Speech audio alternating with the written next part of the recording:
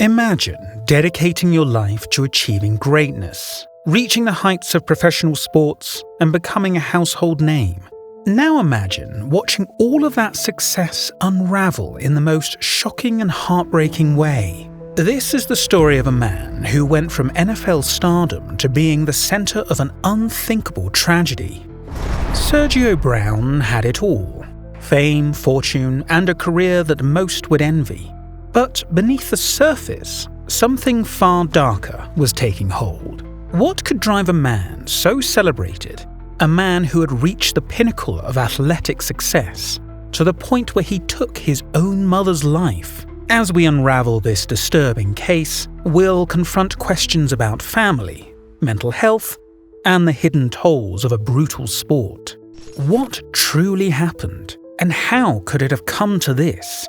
This is the tragic downfall of Sergio Brown, a story that will leave you questioning everything you think you know about the human mind.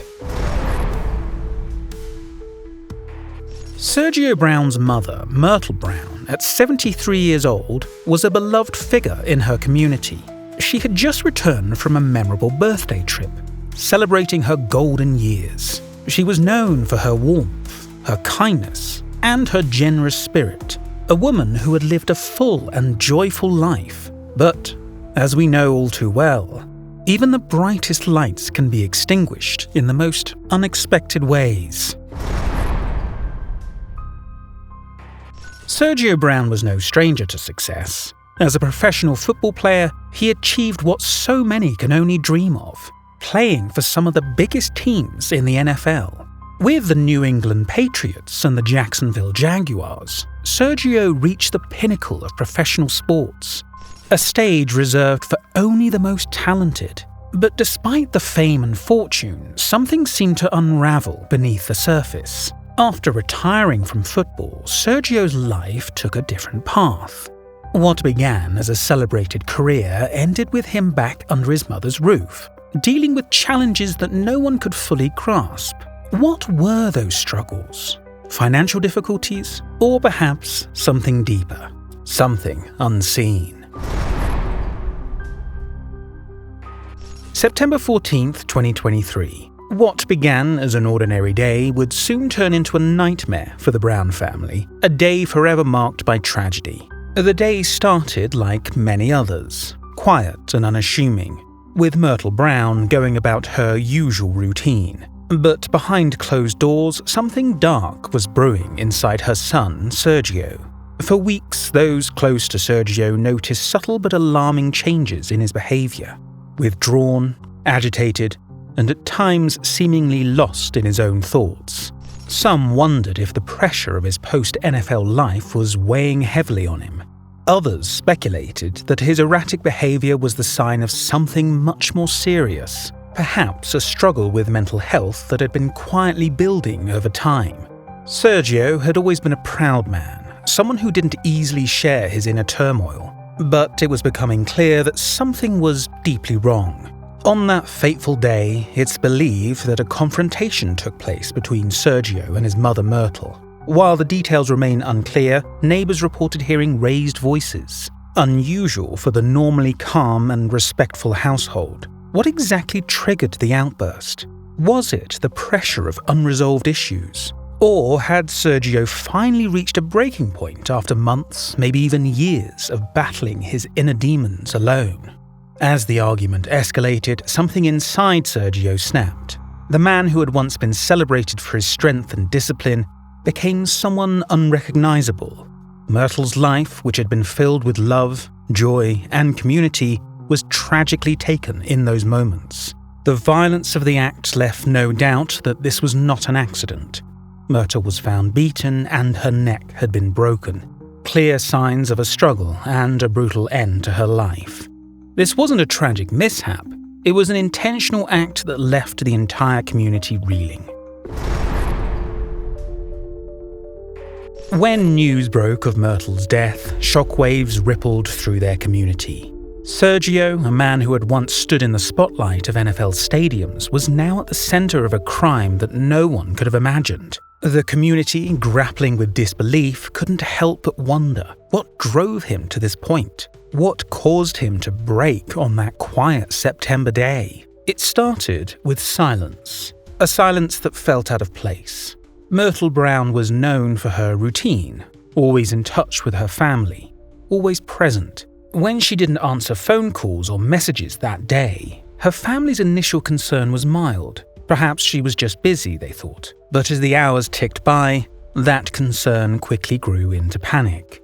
Myrtle wasn't the type to disappear without a word. Family members reached out to neighbors and friends, asking if anyone had seen her. When no one had, their fear deepened.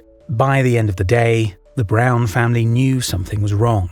With every hour that passed, their hope of finding Myrtle safe began to wane. A missing persons report was filed, and soon a frantic search began. Neighbors, friends, and police scouring the local area in desperate hope. Days passed without a word, and with each passing hour, dread crept in. Then, the unthinkable happened. A neighbor walking near a creek stumbled upon a sight that no one in the close-knit community could have prepared for. Myrtle's lifeless body, discarded like something that didn't matter. The woman who had been a beacon of kindness and strength was gone in the most brutal way imaginable. The shock of her death was compounded by an even more gut-wrenching realization. The person responsible for taking her life was her own son, Sergio. For Myrtle's family, the grief was almost too much to bear. Losing a mother in such a violent way and at the hands of her own child left them reeling, unable to comprehend how this nightmare had become their reality. As a result of the discovery of Myrtle's body, and before Sergio was named the prime suspect, his behavior took a strange and public turn. He began posting bizarre and erratic videos on social media, talking about conspiracies, claiming he was being followed by the FBI, and spiraling into incoherent rants. These posts shocked those who knew him and added to the public's growing confusion. Was this the behavior of a man in deep distress, struggling with his mental state, or was there something even more complex at play? Soon, conversations about Sergio's mental state came to the forefront. You see, there's something that many former athletes, particularly football players, face. A condition known as CTE, or chronic traumatic encephalopathy. It's a degenerative brain disease often caused by repeated head injuries. The symptoms are devastating. Memory loss, confusion, mood swings, even aggression. Could this explain the unthinkable act of a son against his own mother? Sergio had spent 7 years in the NFL, enduring the physical toll that comes with the sport. And like many others before him, there were signs that he might have been suffering from the effects of CTE. The erratic behavior, the sudden outbursts, these could be pieces of a larger, tragic puzzle.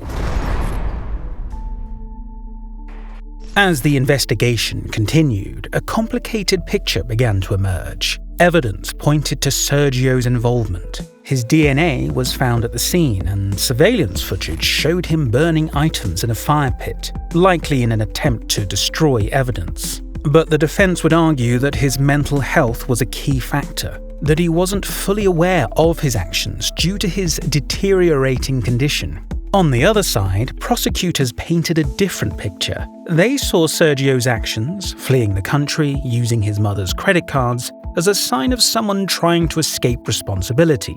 Was this a calculated crime, or the tragic result of an untreated, undiagnosed mental illness? Eventually, Sergio was found not guilty by reason of insanity. The courtroom fell silent as the verdict was read, a verdict that would stir up strong emotions on both sides. For some, it was just a recognition of his mental state. For others, it felt like justice had not been fully served. The question now lingers. Was this a man driven to an unthinkable act by forces beyond his control? Or was it something darker? Something more deliberate? Stories like this force us to confront uncomfortable truths. They make us ask difficult questions about mental health, trauma, and the lasting impact of the sports we love. Sergio Brown's downfall is a tragedy in every sense of the word, one that will leave lasting scars on his family, his community, and the world of professional sports. But within this tragedy lies a critical lesson. Mental health issues, particularly those connected to high-impact sports like football, cannot be ignored. The warning signs are often subtle at first: changes in behaviour, isolation, or bursts of anger, but they point to something deeper that must be addressed. If these signs had been taken more seriously, could this outcome have been different? Could intervention have saved both Sergio and his mother from this devastating end? The reality is that mental health, especially in high-stress environments, is as important as physical health. We need to ask ourselves, how can we better support athletes, veterans, or anyone dealing with trauma before they spiral out of control? What systems need to be in place to prevent another tragedy like this? In the end, Sergio Brown's story is a painful reminder that we must look beyond success and fame to truly understand the struggles someone may be facing behind closed doors. His story is not just about one man's tragic fall, but about the consequences of leaving mental health unchecked. Remember, every crime has a story, and every story has a lesson.